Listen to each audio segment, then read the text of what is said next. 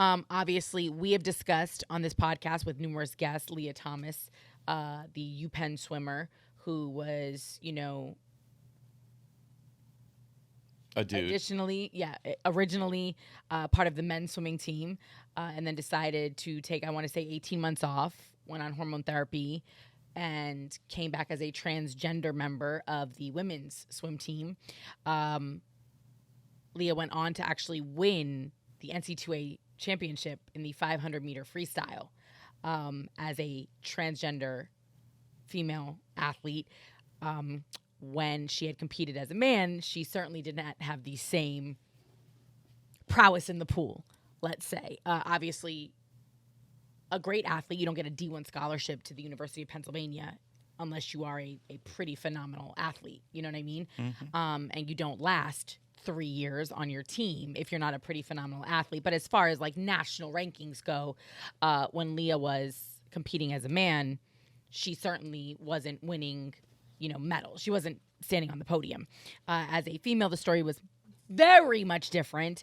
And of course, that catapulted her into the spotlight, in a positive way in some circles and in a very negative way in others. But it definitely brought to the forefront of the conversation the whole discussion of whether or not, transgender athletes should be allowed to compete in female sports in general. Well, say just the women that were on the team prior to Leah transitioning and coming over. So let me.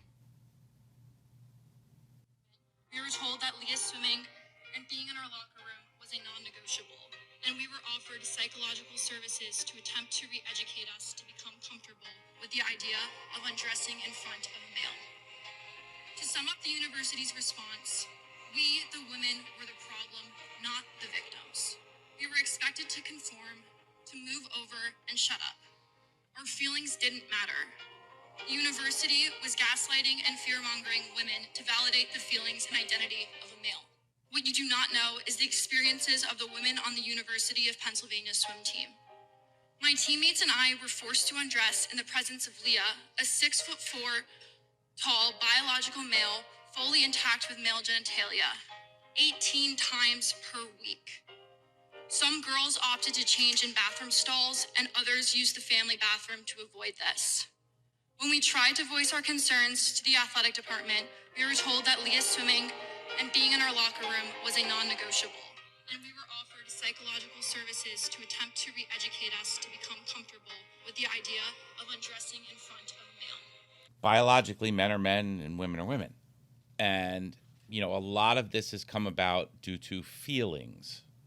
And people just want to feel accepted. They don't want to get their feelings hurt if they're some certain kind of way. So this goes to what I was saying before about a small percentage of people are affecting the masses and forcing change to the masses. So now you have a whole swim team that's traumatized to save one person's feelings. I'm not going to pretend to speak onto why people are transitioning. That's what Whatever. I'm not going to do. That's their personal thing. I don't care about that. But again, that's not for anybody that's not in that experience. And that's fine. To comment on. People can do whatever they want. I have no issues with that. Sticking to, how it impacts other people and to your perspective, you have your feelings about it. I think I was pretty honest when I discussed the Leah situation. Just the fact that they had competed at such a high level in sport for so long, the kind of muscle memory that you have as an athlete, I felt that no matter what, it was going to be unfair. That was before we even got into the locker room situation. I think that there's ways to address the scenario. I'm absolutely outraged that these individuals who were recruited and who were brought in to be members of this team before Leah ever decided to make that transition were then kind of pushed to the wayside, to your point, or I should say in the name of inclusion, right? And again, when UPenn was doing this, it was uncharted water. If you fast forward, it really was. It was uncharted water. There had never been another D1 athlete competing at that level, I don't think. that it transitioned that readily, or I should say that kind of like on the spot. There may have been athletes prior to that had transitioned or were presenting long before they made it to college. This is a person who literally used to travel with their male counterparts. Like some of these people came into school at the same year, only Leah was a boy and they were girls. How do you pick and choose what topic you're going to say, oh, well, that's not okay for a transgendered person to participate in this? My bigger issue is this, the fact that if as a university you decide to accommodate this individual, right? Again, uncharted waters, this is the stance that you would like to take, right? You think that this is what's best for your athletic program. Again, I'm not going to be mad at them. Why didn't they force him to? It's not about forcing, but why do we have to force any? Like, here's the deal, though. Like, accommodations are things that you do to make someone happy or feel comfortable or whatever. So why wouldn't you just accommodate a transgendered person by giving them their own changing space? Well, so again, I'm not going to say, I don't like using the word force. These girls chose, and it's funny because the first comment under this video is, do you feel the same way when you change in front of a lesbian? And I find that, that's such a loaded question to ask in this situation, but it's also an interesting question to ask. Like, if you have gay teammates, right?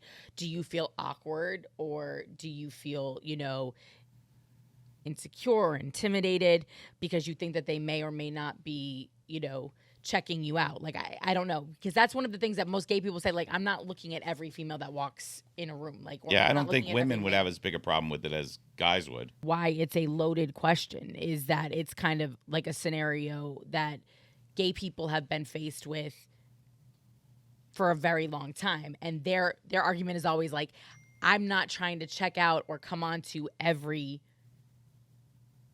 female that I see. You know what I mean? It's like, if I'm not attracted to lesbians, I can say, oh, that's a beautiful woman, but I'm not sexually, especially if I know that, like, there's no sexual attraction there, right? Like, that's just not my jam. I don't think that gay men, for the most part, are running around just being overly sexually attracted to straight men, like, and wanting to come on to them. So, I mean, I understand where the girl was coming from when asking the question, but back to the university, I don't disagree with them prioritizing the majority of the swimmers over one individual who made a decision at the last minute to live to live as their authentic self. I'm not living the experience, but I would think that I would be grateful for the opportunity, because in many situations and in many states, Leah would not have been able to be a member of the UPenn women's swim team, right?